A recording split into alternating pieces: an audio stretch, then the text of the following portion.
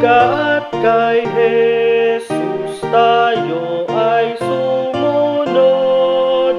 Wali ng pagkatakot sa pakikihamok. Ngayo'y naninilbihan taong karamihan at nangakikilaban na di nagtatahan. Kay Jesus ka sumanib, lakas niya'y gamit.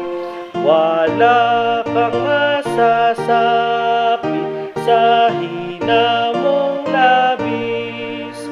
Kasulat ay isangkap sa habang paglakad ng pakikipaglamas at ng di malinsad. Humayo at magtindig, ituloy ang nais. Pakinggan mo ang tinig ng nagsisiawit. Pinupuri ng tanan ang Haring nagdiwang, na nagbigay ng buhay sa nasa libingan.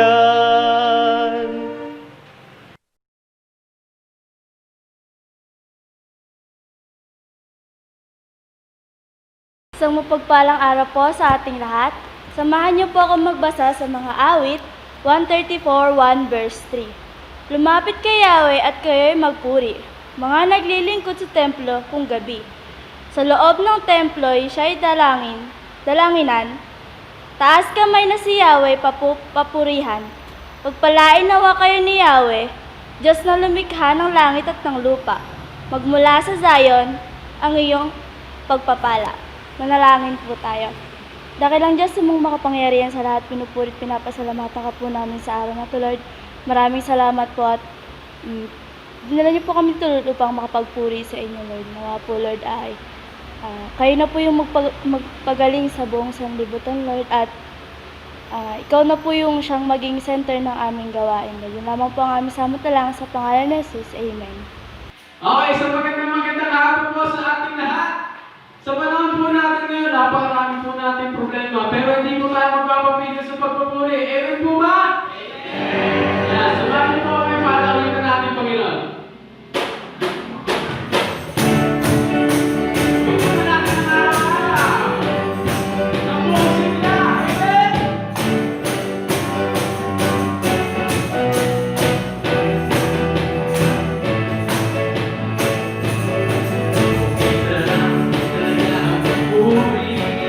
Sa iyo, Panginoon, sinakaya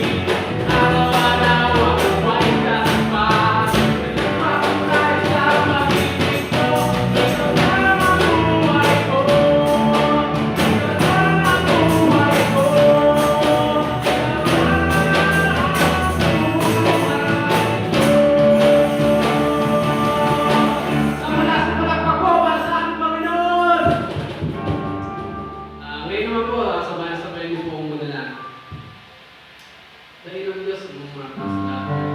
Ipupulit ang papasalamat po kami. Lord, sa oras po nito, Lord, nawa po, Lord, pangalan niyo lamang po ang aming kailangan. Wala na po iba. Gawa po, Lord, yung isip at puso namin po namin, Lord. Inahalay namin po ngayon para sa inyo, Lord. Sana po, Lord, sa mga oras at Lord, napapagindi po namin kayo, nakapabigay hindi kami sa inyong mga lagi, Lord. Yung mga problema po namin, Lord, sa inyo po namin, hinibigay namin. Naniniwala po kami, Lord, na sa araw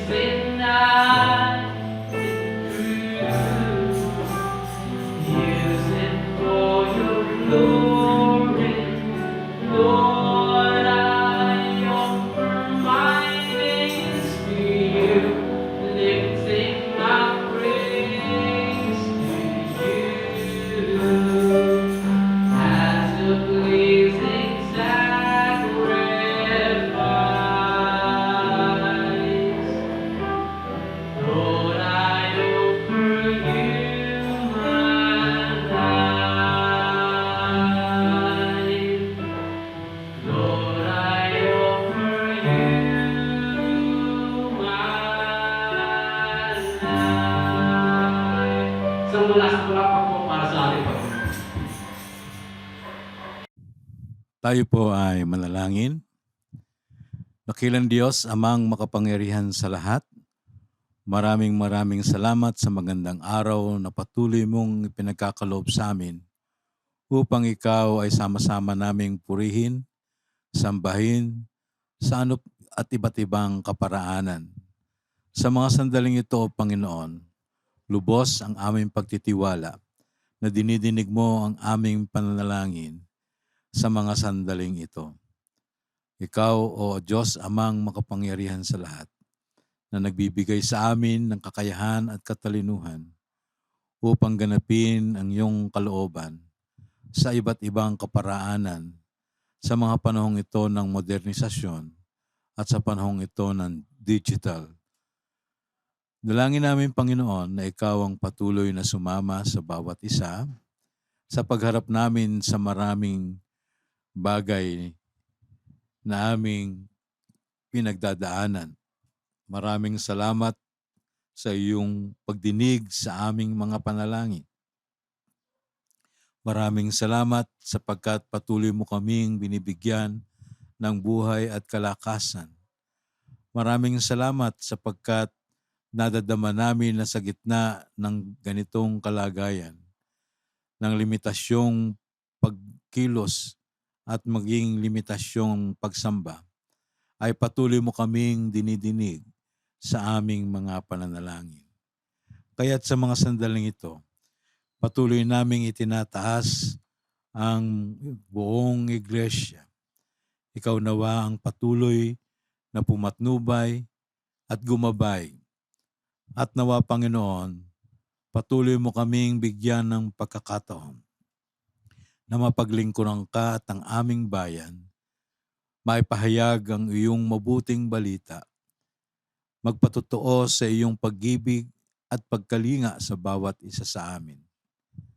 Patuloy naming itinataas ang iyong mga anak na nasa gitna ng laban ng COVID-19.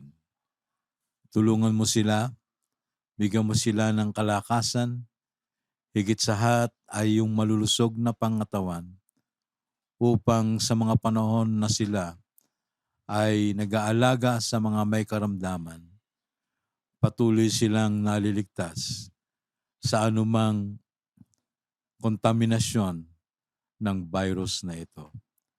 Dalangin namin, Panginoon, na patuloy mong bigay sa amin ng pagkakataon na magamit ang lahat at iba't ibang kaparaanan upang maipahayag namin ang iyong mabuting balita, makapagpatotoo kami ng iyong pag-ibig at patuloy naming makita at maipahayag ang iyong di naglilikat na pag-ibig, ang iyong pagkalinga sa bawat isa sa amin.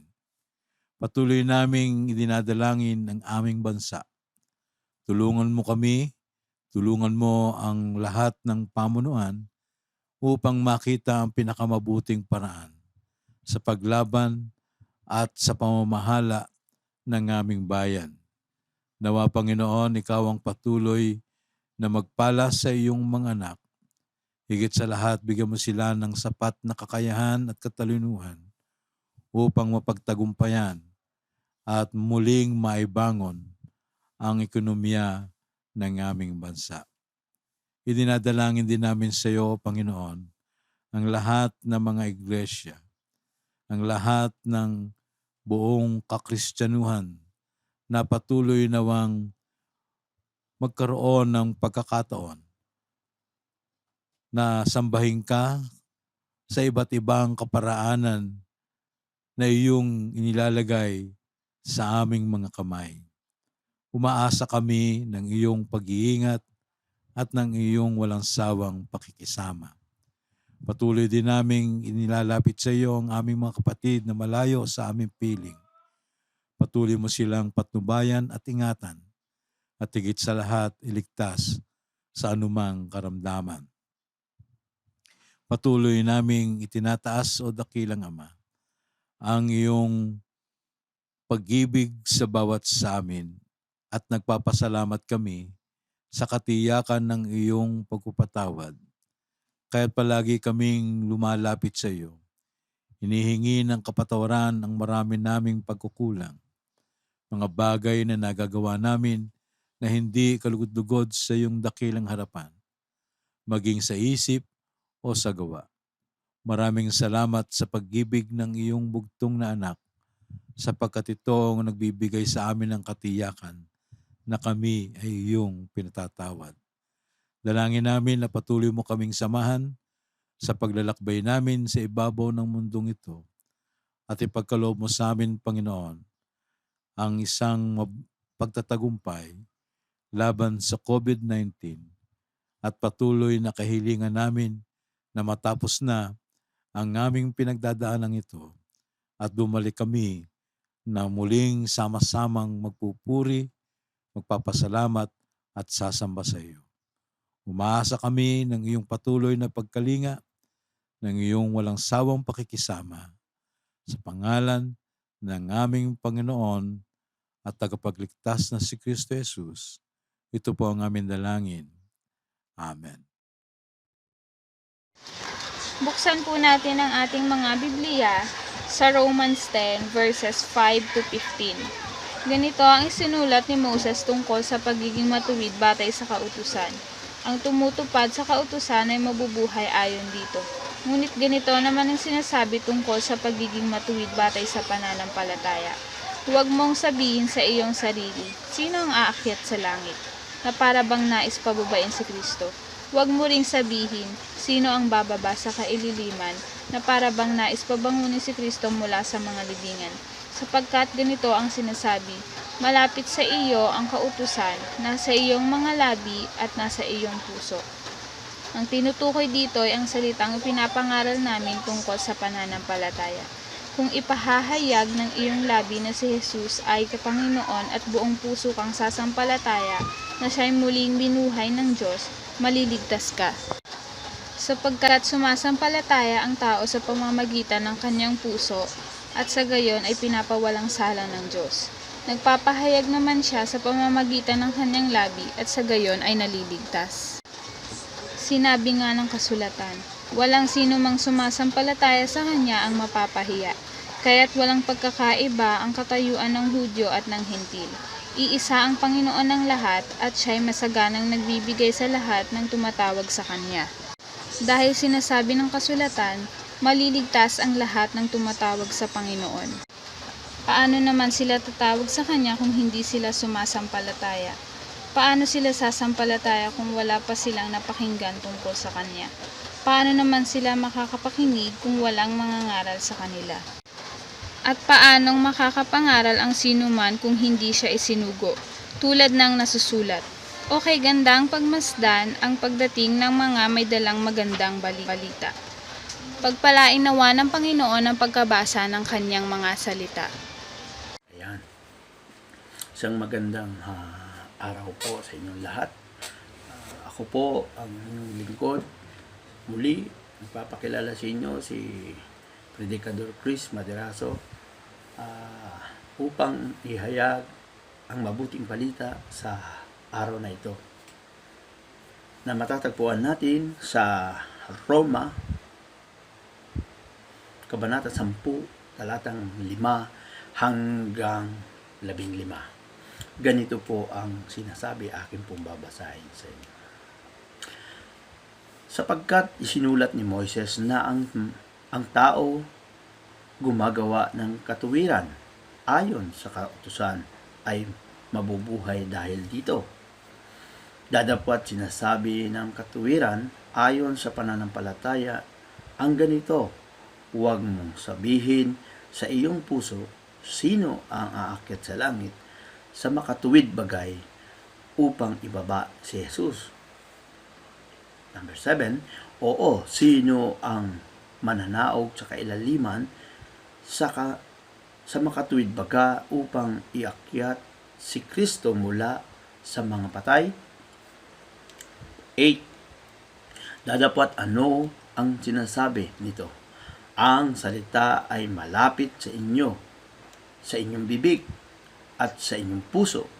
Sa makatuwid baga, ang salita ng pananampalataya na aming ipinapangaral. 9. Sapagkat kung ipapahayag mo ng iyong bibig si Jesus na Panginoon at sumasampalataya ka sa iyong puso na binuhay siya mga muli ng Diyos sa mga patay, ay maliligtas ka. And 10, sapagkat ang tao'y nananampalataya ng puso sa ikatutuwid at ginagawa sa pamamagitan ng bibig ang pagpapahayag sa ikaliligtas. 11.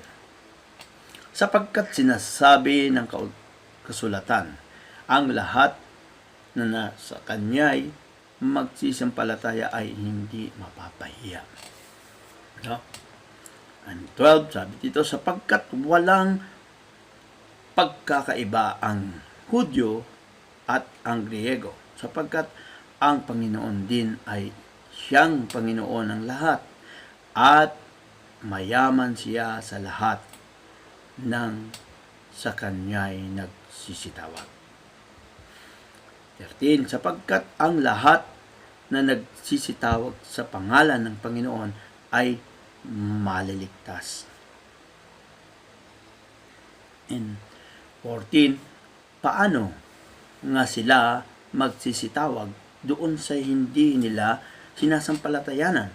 At paano sila magsisisampalataya sa Kanya na hindi nila napakinggan?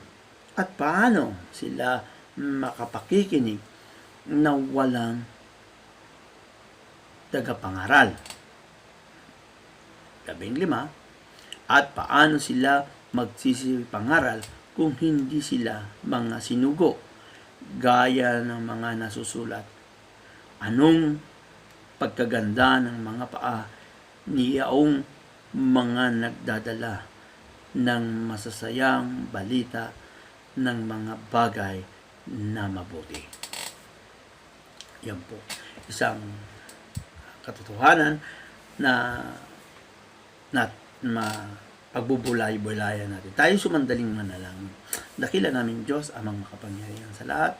Kami ay nagbubulay-bulay sa araw na ito upang malaman namin ang kapahayagan ng inyong mga salita. Tulungan at turuan nyo kami, maunawaan namin ito at tumimo ito sa aming mga puso upang sa gayon, Panginoon, patuloy kaming lumakas, spiritually loud, at patuloy kaming makaranas ng biyaya na nagmumula sa iyo, Panginoon. Pagpalain niyo, Panginoon, ang mga salitang ito na aming pagbubulay-bulay sa pangalan ng aming Panginoong Hesus. Amen. Isang magandang hapon po muli sa inyo. Muli, ito po ang inyong lingkod, Predicador Chris Madiraso. Sa oras na ito, ating pagbubulay-bulayan ang sulat ni Pablo mula sa Roma tungkol sa mga taga-Israel na may pinamagatan na salvation is for all, o ang kaligtasan ay para sa lahat. Question: is it really true that salvation is para sa lahat?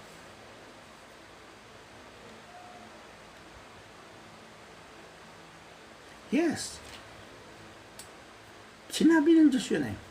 Diba? Sabi sa John 3:16, for God so loved the world that He gave His only begotten Son, that whoever believe in Him should not perish but have eternal life.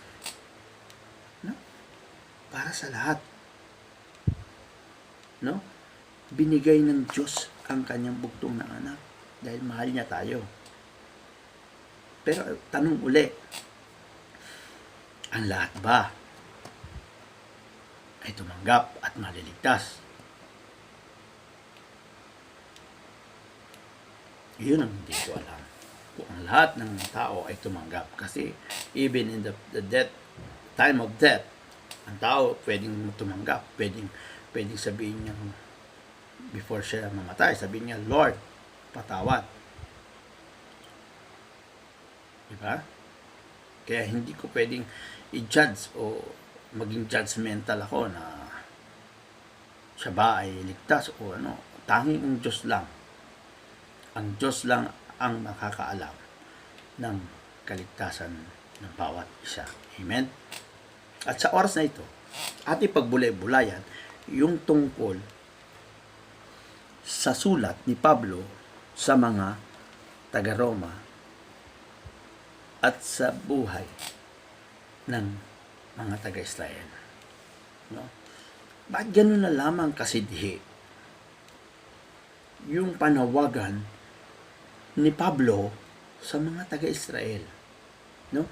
Kung babasahin po natin yung salita ng Diyos mula doon sa doon sa unang talata, makikita natin doon, sabi nga ni Pablo, mga kapatid, ang nais ng aking puso ay mga aking panalangin sa Diyos ay patungkol sa kanila upang sila'y mga ligtas.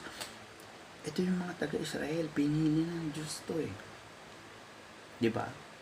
Sabi sa sapagkat sila'y pinatotohanan ko na may mga pagmamalasakit sa Diyos, dadapwat hindi ayon sa pagkakakilala. Kasi hindi mali yung kanilang pananaw o paniniwala. Sabi diyan, sapagkat hindi nila pagkaalam ng katuwiran ng Diyos at sa pagsusumakit ng maitayo ang sariling kanila ay hindi nila napasakop sa katuwiran ng Diyos. No? Hindi sila, dahil sa sariling pangunawa, sarili nilang pananaw mula doon sa lumang katuruan, hindi sila napasakop doon sa salita ng Diyos. Hindi sila totally napaliwanagan ng maayos tungkol sa kaligtasan mula sa Diyos. Sabi diyan sa 4, sapagkat si Kristo ang kinauuwian ng kautusan sa ikatutuwid ng bawat sumasampalataya. Ito nga yung pagdating ni Kristo before Christ, no? Na ipinakikita dito na kung paano na sinasabi ni Pablo na si Kristo yung tanging daan. Si Kristo yung dapat sampalatayanan.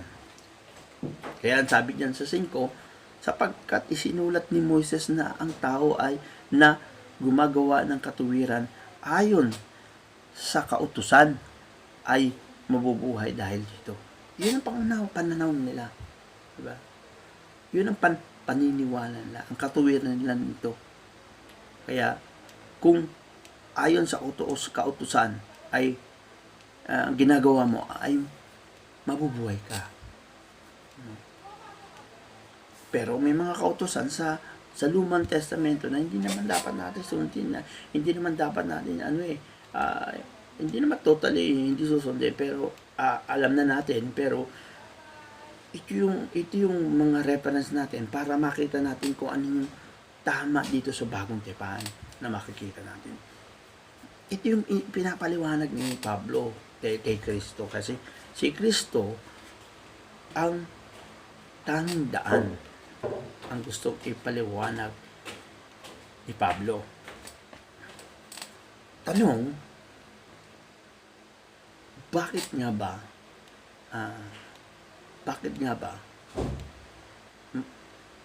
ang kaligtasan ay para sa lahat?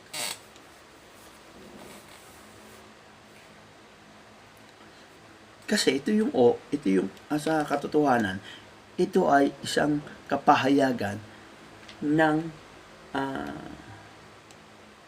offer. Ibinabahagi ito. Ano ba offer, no? Sa inaalok. Ano ba? Ino-offer ng kaligtasan na binibigay para sa mga tao na gustong tumanggap. Halimbawa, ganito. Meron kang tinapay, di ba? Jesus is the living bread. Ito yun, tinapay. Ino-offer mo sa mga tao. Pero hindi lahat ng tao na binibigyan mo ng offer ay tatanggap nito. may magugustuhan ito, di ba? Hindi lahat ng tao gusto tinapay. Hindi lahat ng tao kakain ng tinapay. Pero merong iba gusto beef, gusto pork, gusto chicken, o gusto iba pang pagkain. Kaya hindi mo pinipilit. Ito yung paraan na binabahagi sa atin yung kaligtasan na para sa lahat, na ino-offer na libre. Ito yung kaligtasan na matatagpuan natin sa ating Panginoong Jesucristo. Kaya ang tanong ko kanina, sabi ko, kung lahat ba ay maliligtas, yun ay ayon sa kalooban ng Diyos. Kasi in the end, hindi naman natin sila masasabi na ang pagdating ng oras, hindi niya gusto yung tinapay. Di ba? Minsan sasabihin niya, nagugutom ako. Gusto kong kumain ng tinapay. Yun.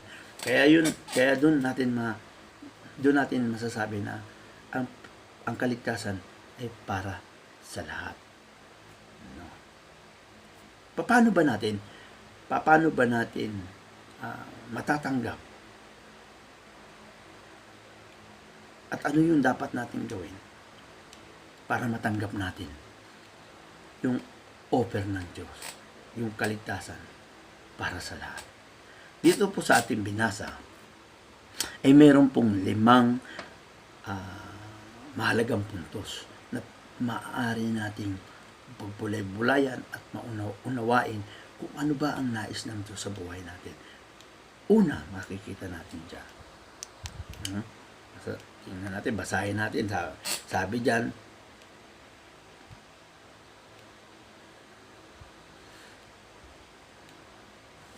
sa 9, makikita natin yan. Una, ang sabi dyan, paano ba ang gagawin natin, dapat natin gawin. Ang sabi dyan, madali lang, ang offer ng Diyos na pwede natin gawin. Ang sabi dyan, declare that Jesus is Lord. Declare. Ibig sabihin, ang paraan, ipahayag mo lang. Ipahayag mo.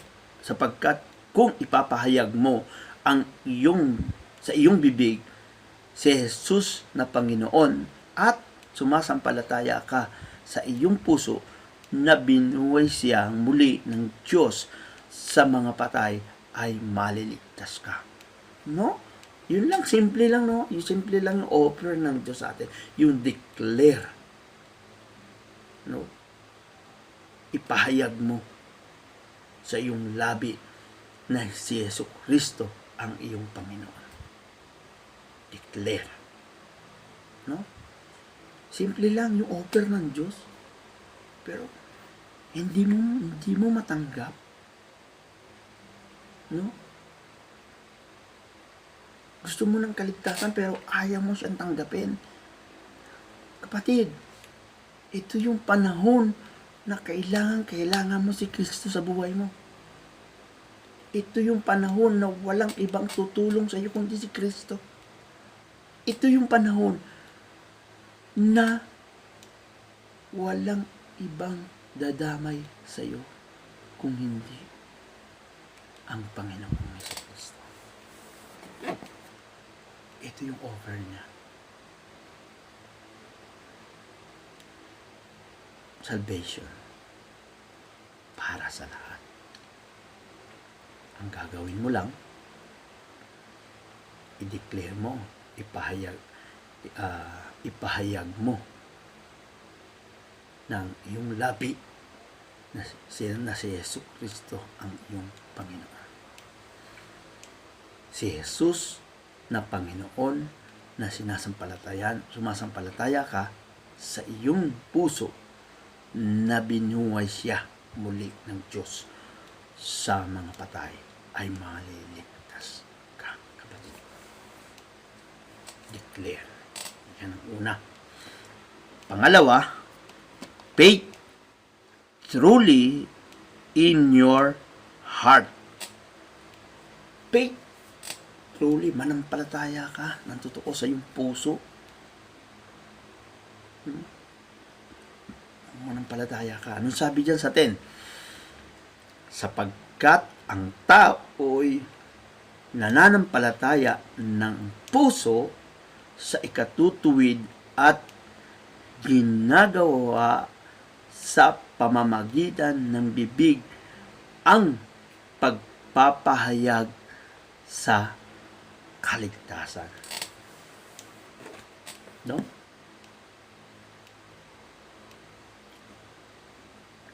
Totoo, manampalataya ka ng totoo sa iyong puso. At ipahayag mo ito. Kapatid, wala tayong ibang kakapitan, wala tayong ibang lalapitan kung hindi ang Diyos. Diba? 1 John 1:9 sabi, diba? Anong sabi doon?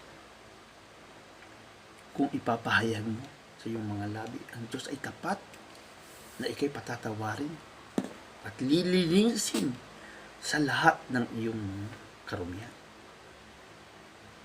No? Faith truly in your heart. Una, declare that Jesus is Lord.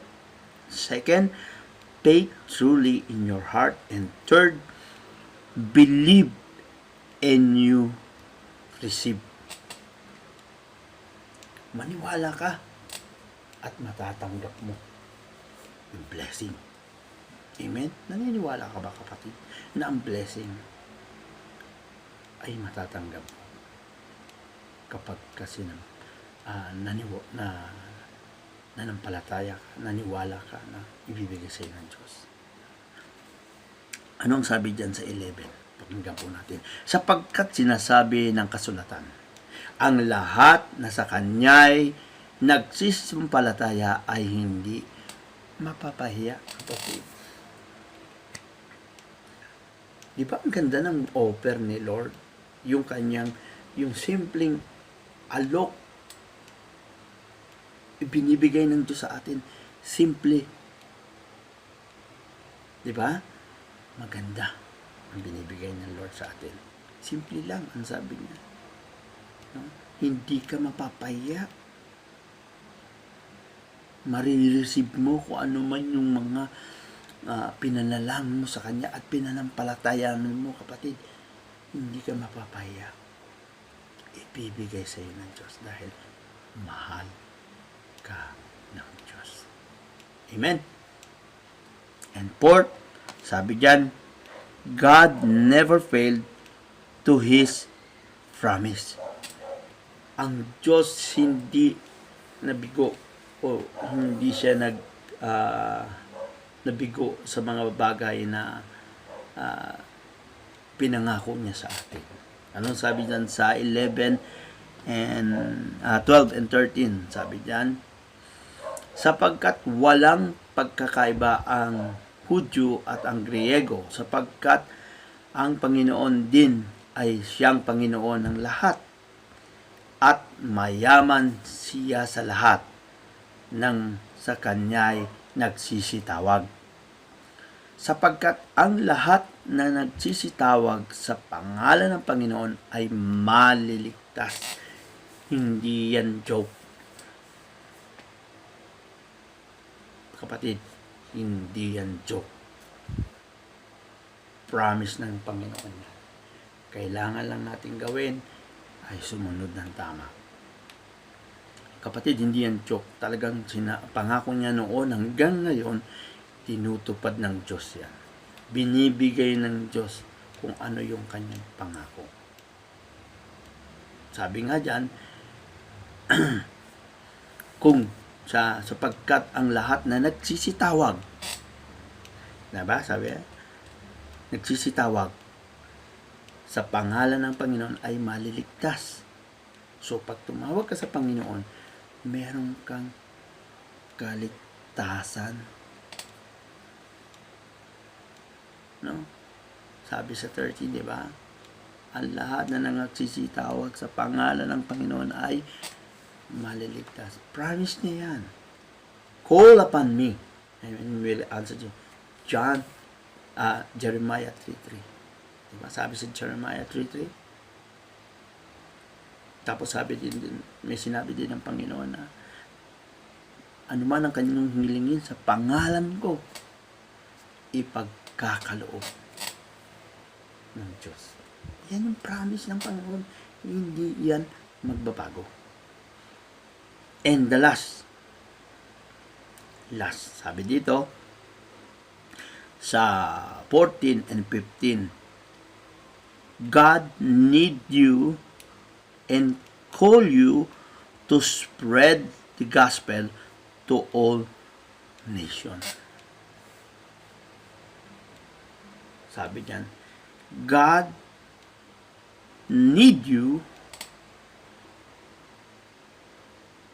to and call you, tinatawagan, at to spread the gospel to all nations. Kailangan tayo ng Diyos. Kailangan tayo ipahayag natin yung salita ng Diyos. By internet, nagagawa natin yan, di ba? Kaya natin gawin yan. Bakit hindi? Kasi yan ang kagustuhan ng Diyos na magawa natin, yung kanyang kalooban, na maipahayag natin ang salita ng Diyos sa lahat ng bansa. Sa lahat ng bansa. Kapatid, ito yung panahon na gustong magawa natin yung Great Commission. Sabi sa Mateo 28:18-20, no? Sabi, di ba? Go and preach the gospel to all nations and baptize it. Di ba? Ito yung panahon na dapat natin ginagawa. Wala tayong mahirap na gagawin. Simple lang ang gagawin natin para matanggap natin yung offer ni Lord sa buhay natin.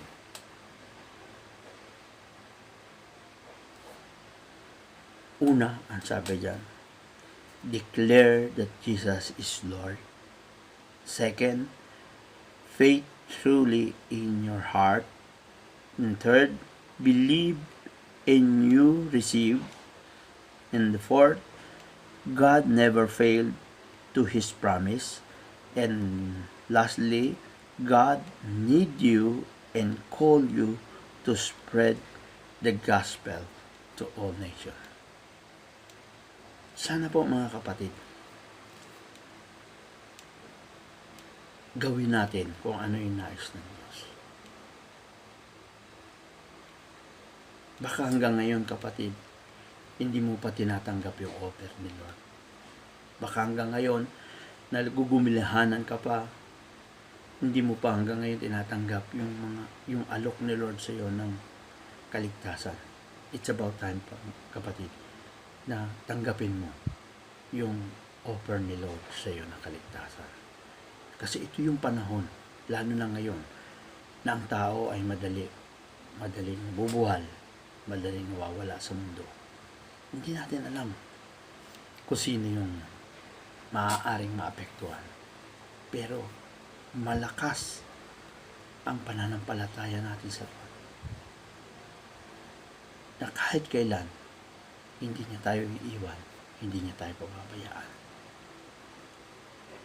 Kung tatanggapin natin siya buong buo sa puso natin, ipapahayag natin ang kanyang dakilang pangalan sa lahat ng bansa. Naniniwala ako kapatid sa oras na ito. Ligtas ka na. Tanggap mo na yung kaligtasan na nais mo makamit sa Kanya. Sana makita natin kung ano ang nais ng Diyos sa buhay ng bawat isa sa atin. Mahal tayo ng Diyos. Kahit kailan hindi niya tayo pababayaan. Kahit kailan hindi siya magbabago sa atin. Maaari tayong magbago pero ang Diyos Hindi siya magbabago sa kanyang pangako na hindi tayo iiwan, hindi tayo pababayaan at tayo ay kanyang pagpapalain. Maraming salamat po. Tayo sumandaling manalangin muli. Dakilang Diyos na aming Panginoon at tagapagligtas. Maraming salamat po, Panginoon, sa buhay at kaligtasan na ibinigay ninyo sa amin. Lord, sa oras na ito, iniahayag namin sa aming puso na kayo nga po, Panginoon, ang Diyos na aming Panginoon at tagapagligtas.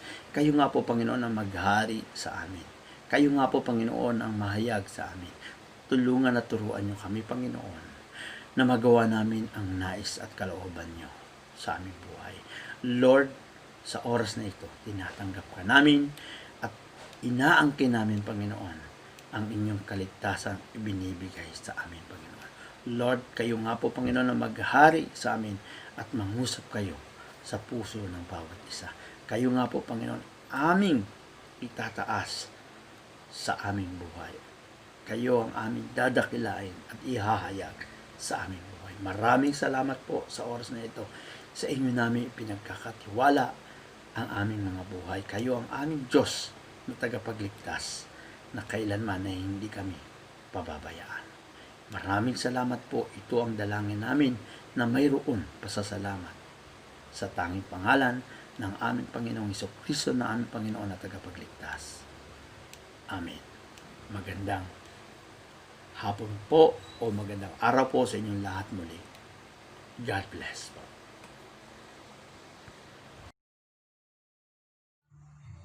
Para po sa paglikom ng ating mga kaloob at ikapu, mangyari lamang po na inyong ihatid sa tahanan ng ating diakonesa na si kapatid Jenilyn Apita upang likumin at para kolektahin ng ating kapatid Aldrex Magnate.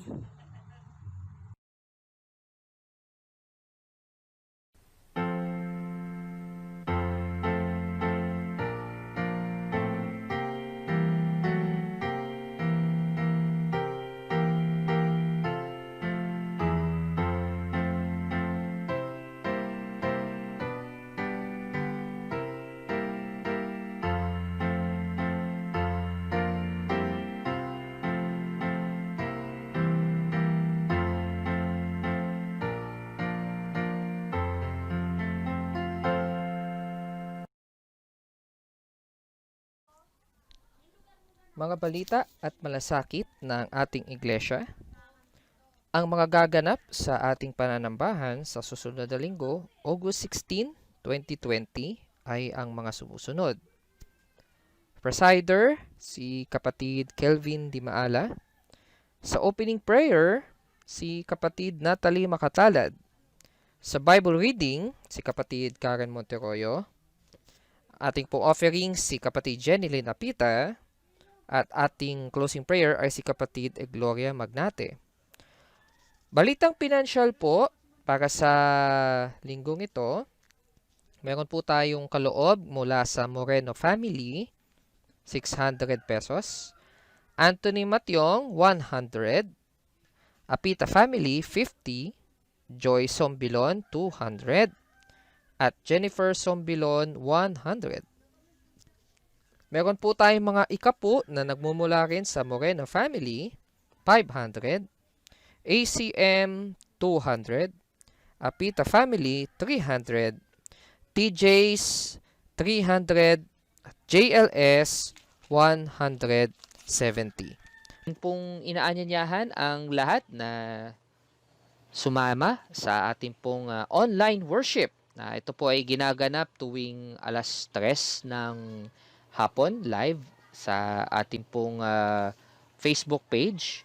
Yan po. So sa mga kapatid natin na gusto makibahagi at makasama sa ating pong pananambahan sa pamamagitan ng Facebook, marapat lamang po na munta po kayo sa Facebook page ng ECC Binakayan Outreach. I-like po natin at every Sunday at 3 p.m. ay makikita po natin ng recorded worship na may ipopost po natin doon. Maraming salamat po at God bless po sa ating lahat. Tayo po yung manalangin. Panginoon, nakapuri-puri sa lahat. Maraming salamat po, Panginoon, sa panibagong araw ng Panginoon na patuloy kaming nagpupuri at sumasamba sa iyo, Panginoon. Maraming salamat, Panginoon, sa patuloy ng mga taong ginagamit niyo, Panginoon, na hindi lang, Panginoon, yung pandemic, Panginoon, na matigil ngayon yung samba, Panginoon. Mas pinipili nila, Panginoon, na dumalo, Panginoon, upang papurihan ka, Panginoon, upang sambahin ka, Panginoon. Kayo po, Panginoon, yung daila sa lahat, Panginoon. Alam namin, Panginoon, na yung COVID na ito, Panginoon, na bay, matatapos ito, Panginoon, dahil andyan kayo, Panginoon, dahil di niya ipapabayaan, Panginoon. Panginoon, kayo po yung patuloy na magpaalala sa amin, Panginoon, na hindi lang po, Panginoon, nabubuhay yung tao sa pagkain, Panginoon, kundi sa inyong salita rin, Panginoon. Ayun lang po, Panginoon, yung aming sample lang sa pangalan ni Jesus. Amen.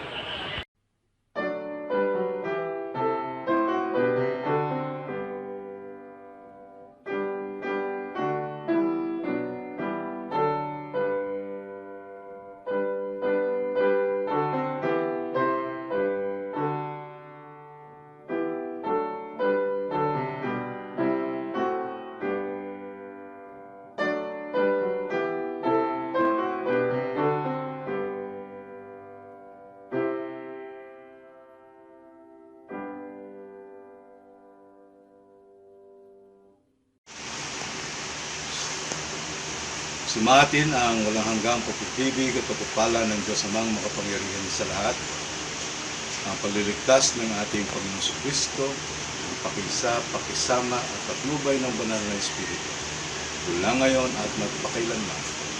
Amen.